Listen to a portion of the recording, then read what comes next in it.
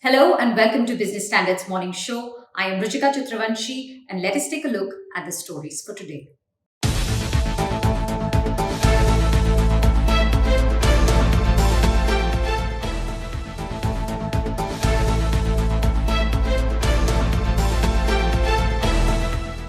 The country is in the grip of another COVID 19 wave, and the businesses are now walking down a beaten path marred by restrictions and uneven demands. Having faced two rounds of curbs, they now know what to do and what not to. The demand gets divided into two basic categories: essentials and non essentials, and those dealing in them are now adopting different strategies. Our next report finds out more.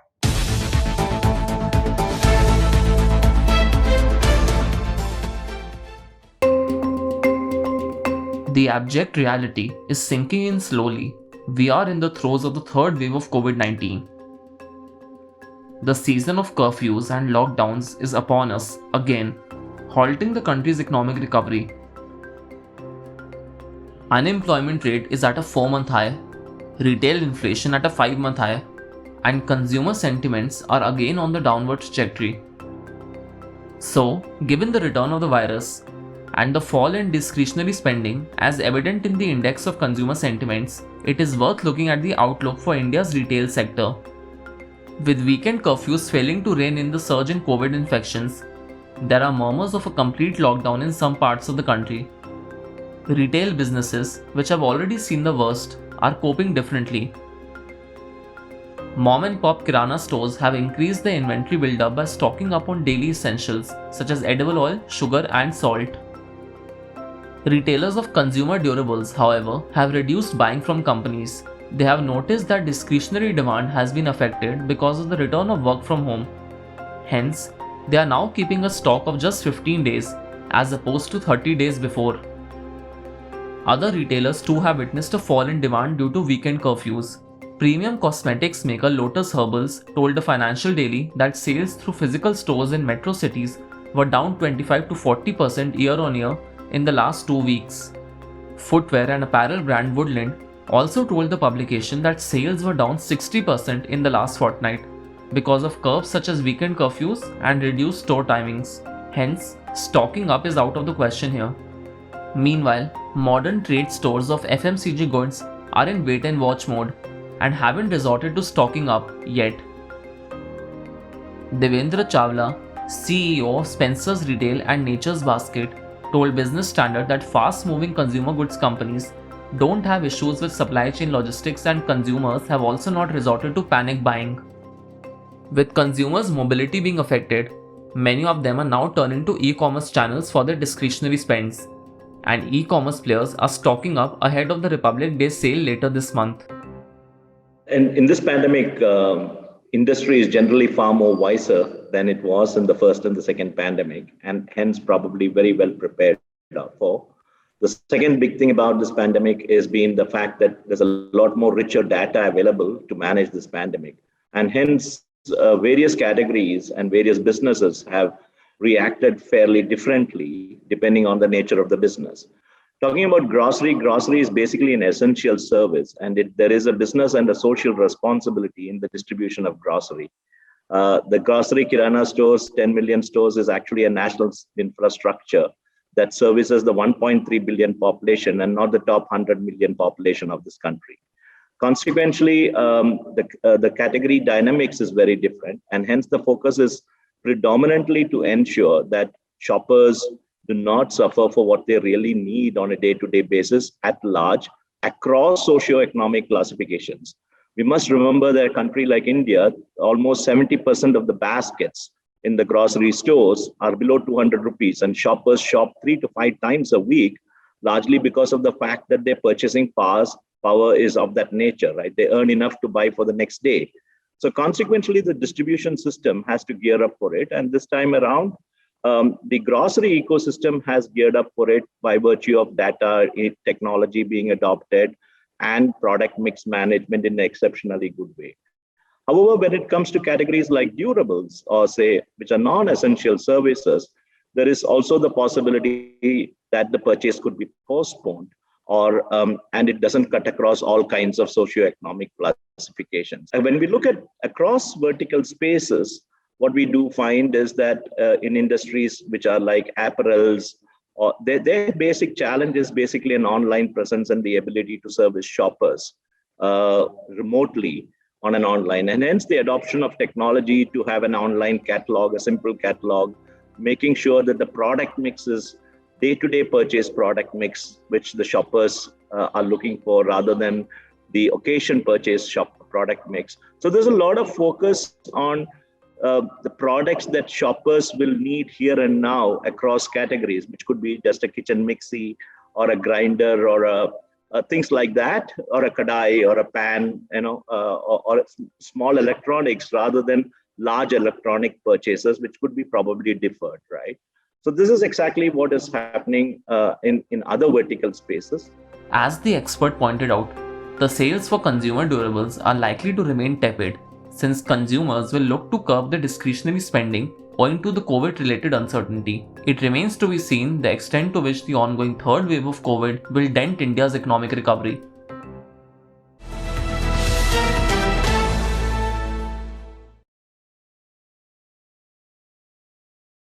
Pandemic has also led to a seismic shift in how we work and forced the businesses to adapt to new realities. And at a time when the companies were gradually calling their employees back to office, another wave of COVID-19 has put a halt on the plan. In Delhi, the government has ordered closure of all the private offices. So what will the future of work be like? Will it be more flexible? Our next report tries to find some answers.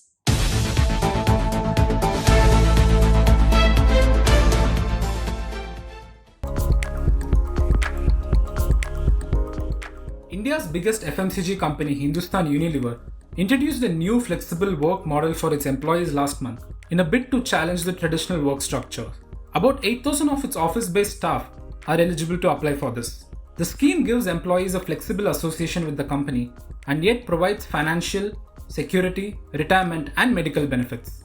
The workers get a monthly retainer, and in addition, they get paid for each assignment they work on. And between those assignments, they are free to do other things that are important to them. The company gains by having ready access to skilled people who can hit the ground running. Employees today are increasingly putting their families before work after having spent 2 years working from their homes and native places. They want to experience an improved work-life balance. And employers have come to realize that flexibility should no longer be viewed as a privilege but be made available to all workers. In India, companies are once again readapting to work from home. This time with much relative ease. They wanted to get people back to offices in a hybrid model where they visit the office only a few days a week, at least for tech and other office-based roles. But there is still some pushback to this idea. A long-term solution for this is offering flexible work where employees can work from anywhere permanently and make office visits only on certain occasions. This also broadens the talent pool for hiring. But a common complaint that companies have is that it makes it harder for them to maintain and reinforce their company culture. At the same time, attracting talent is difficult when companies don't offer flexibility. No one has articulated this better than Wipro chairman Rishad Premji, who said people don't only leave for better opportunities, but they also leave when they don't feel connected to an organization. Premji said that hybrid work environment will continue and that companies will have to work on creating stronger engagement with employees in order to retain talent. The statement comes against the backdrop of high attrition rate in several tech companies. But that need not be the case for all. Take the example of Razorpay, which employs just over 2,000 people. 50% of them were onboarded during the pandemic, and nearly half of this group has not experienced a physical work environment. Yet, the company hasn't seen an unusual attrition rate among them. The startup has attempted at making the employees feel comfortable no matter where they work from by focusing heavily on their well-being. Its initiatives range from team building calls, where anything other than work is discussed, to non-work activities like quizzing and online games. Employees are also encouraged to speak openly about the stress of working remotely.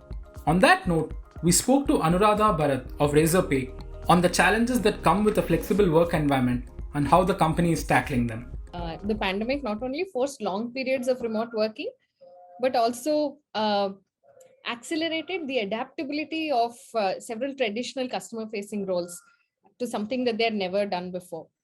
So at Razorpay, we're definitely looking at how we can solve for this, not just today, but in the long run as well.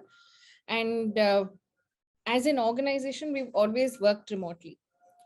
We've had that flexibility. However, this long sustained period is something new for us.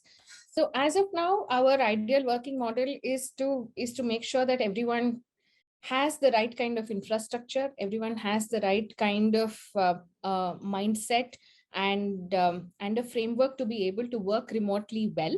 See, remote working is a double-edged sword. While it offers the safety and flexibility of working from home, long periods of isolated working hampers the overall well-being of an individual. The boundaries are blurred between home and work. There's mental exhaustion and fatigue due to social isolation, screen fatigue. All of this makes it a lot more harder for people to sustain. Giving people a wholesome experience of managing remote working brings in better connect to the workplace. Beyond empathy and care, I think it is also how an employer understands what makes for a good work environment, and how do you bring that balance to work and home in a lot of ways. I think that's what will make an employer take a work environment take. At Razorpay, bringing this balance to work and well-being has been what has ensured better talent management and created a strong bond with our people. All said and done, this is a relatively new phenomenon that everyone is going through, right? A lot of initiatives from our side have been mostly around well-being and giving people a lot of support. So our water cooler channels run through the year.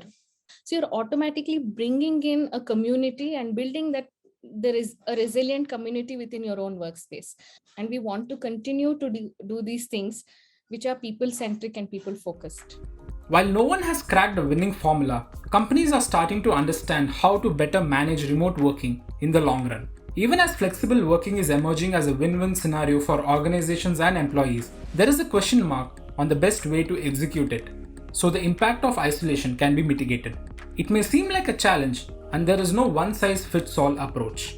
But employers have to be mindful of the changed expectations of their workers, so their experience can be enhanced as flexible work is here to take over.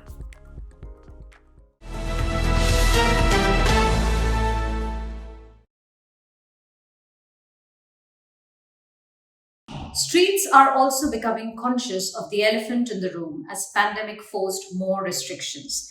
Equity markets ended a volatile session marginally higher yesterday. The BSE Sensex added 85 points and Nifty 50 gained 45 points to end at 61,235 and 18,258 respectively.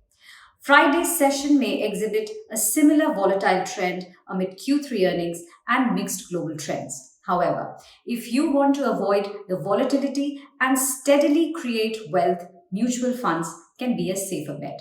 Watch our next report to understand the nuances of selecting a mutual fund and which MF looks perfect at the current juncture.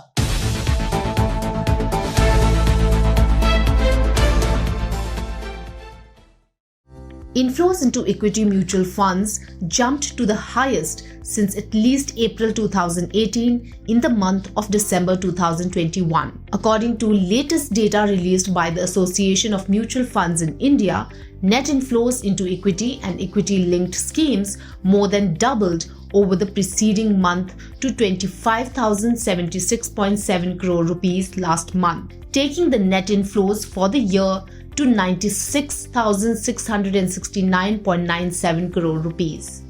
The record numbers assume importance as the inflows remain steady for a 10th straight month, despite the benchmark seeing a roller coaster ride in December due to the rapid spread of Omicron variant and profit booking by FPIs. So, what's giving confidence to investors? According to Sunil Subramaniam, Managing Director of Sundaram MF, the Omicron variant of COVID-19 is a worry for foreign investors rather than domestic investors.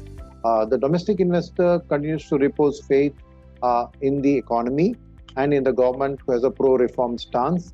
And I think that that's the reason that domestic investors continue to invest in the markets despite a correction, because they have seen that post the COVID March 20 correction, the markets have actually bounced back very strongly. And hence, investors also feel that these corrections are temporary and they should not lose out on a good buying opportunity. I think that faith is driving the investor flow. Equity schemes witnessed net inflows between March and December 2021, and the segment has received a net inflow of 1.1 trillion rupees during this period. Prior to this, such schemes had consistently witnessed outflows from July 2020 to February 2021, losing 46,791 crore rupees. Within the equity categories, multi-cap and sectoral or thematic schemes saw the highest net inflows in December 2021, led by 6 NFOs or new fund offers in these segments. However, investors should be cautious before selecting thematic funds, as returns are usually based on trailing basis and may not reflect future prospects, warns Vishal Dhawan, founder and CEO at Plan Ahead Wealth Advisors.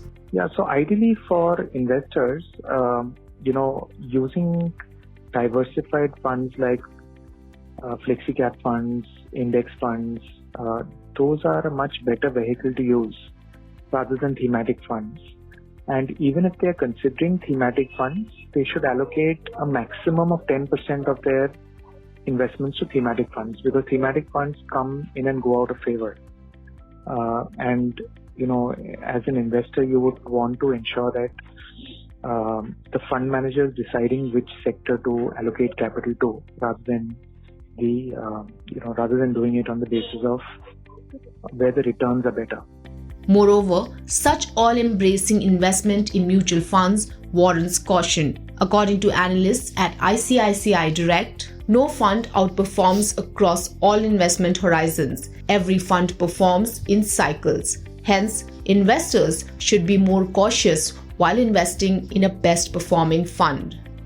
Given this, Subramaniam says investors should keep their risk appetite and goals in mind before selecting any mutual fund. So I think the key factor is, first of all, your risk appetite. Are you an aggressive investor, a moderate, or a conservative? And second is your goals. What is the goal and the purpose of your investment? What time frame is involved there? So based on which you can look at it, that you can look at a pure equity fund like a large cap, mid cap, small cap, if you are of an aggressive mindset and having a longer term goal in mind. Whereas if you have a more shorter term goal in mind, then hybrid funds like balance advantage funds and equity savings are probably better positioned to a conservative investor. Multi-cap, flexi-cap kind of funds come somewhere in between. For Dhawan, following 3 simple rules can reap maximum returns via mutual funds. As equity markets continue to go up, I think there is a tendency to, constantly increase exposure to equities, just because the past performance looks stronger. When equity markets correct, which is quite normal in an equity market cycle, then the past returns will automatically look much lower than what they look like today. So trying to invest looking at the rearview mirror is normally not a great idea from an investment perspective. If you have to benefit from SIP investing, you have to ensure that you don't stop those SIPs for a long period of time once you started them off. And last but not the least is, keep in mind that the biggest sort of benefits in SIPs come when markets correct, because you're able to buy when equity prices are lower. So, if you're someone who is looking to start investing right now amid rising interest rate scenario and moderate economic growth, these are the mutual funds you can consider. I think hybrid MFs are a good variety here because they contain a portion of debt and a portion of equity. So in a rising interest rate scenario, the kind of hybrid funds will invest at the low end of the curve, and as interest rates rise, they will be able to give you the higher and higher returns when those spike in interest rates happens. At the same time, equity is something will benefit from the economic environment being positive, and they will give you good returns. So hybrids, whichever mix of debt and equity, are good type of MFs to invest in at this point in time. And there are also a third category of hybrids which are like equity savings or balance advantage, where they also have arbitrage as a component. Now arbitrage plays a beautiful middleman role between debt and equity because it behaves like a debt but at the same time has equity taxation. So without getting unduly impaired on the tax benefits of mutual funds, these kind of funds which take on some arbitrage in their portfolio are also good asset allocation options at this point in time.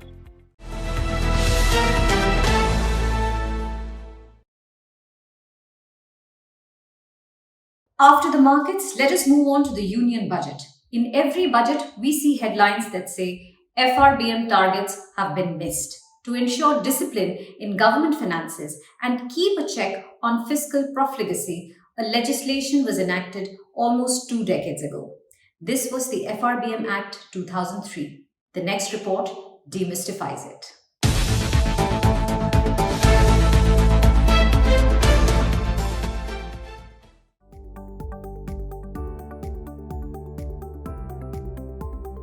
The Atal Bihari Vajpayee government had brought the Fiscal Responsibility and Budget Management Bill in Parliament in the year 2000 to give a legal backing to fiscal discipline. Enacted in 2003, it sets targets for the government to reduce fiscal deficit. Calculated as a percentage of GDP, fiscal deficit is the total money spent by the government in excess of its income. The Act also brings greater transparency in fiscal operations of the government. Another objective was to introduce more equitable distribution of India's debt over the years. During the Union Budget, FRBM documents are presented under the provisions of the Act. These documents are the Medium-Term Fiscal Policy, Macroeconomic Framework, and Fiscal Policy Strategy. The Medium-Term Fiscal Policy Statement lays down the limits on the size of the budget deficits for 3 years and target for tax and non-tax receipt. The macroeconomic framework gives the government's outlook on growth prospects of the economy, whereas the fiscal policy strategy explains how the current policies follow sound fiscal management principles and give reasoning for any deviation from the deficit targets set by it under the Act. The FRBM Act mandates the central government to bring down its fiscal deficit to 3% of GDP. The initial deadline to reach the 3% target was 2007-8, but it has been extended several times over the years. In 2018, the deadline was again extended to 2020-21. However, in the FY21 budget, the target was relaxed to 3.5% as permitted under the FRBM Act. The centre made use of escape clause to deviate from the fiscal consolidation roadmap. This option allows the government to widen the deficit by 0.5 percentage points in times of exigencies such as a war or calamities of national proportion. Because of higher expenditure and lower revenues on account of COVID-19, the number in FY21 came in at 9.3% of GDP. To enable fiscal deficit beyond the permissible limit, the government amended the FRBM Act in the Finance Bill last year. For the ongoing fiscal, the centre is targeting a fiscal deficit of 6.8% to be gradually brought down to below 4.5% in the next 4 years.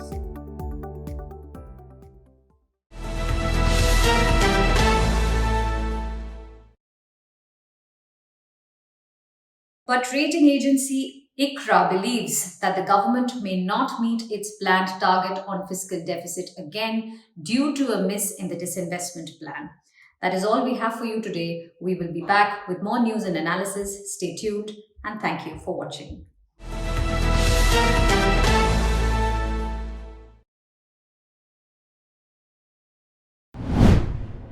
If you like this video, share it and subscribe to Business Standard. For more news, views and insights, log on to www.business-standard.com. Do also follow us on YouTube, Twitter, Facebook, Instagram, Telegram and LinkedIn.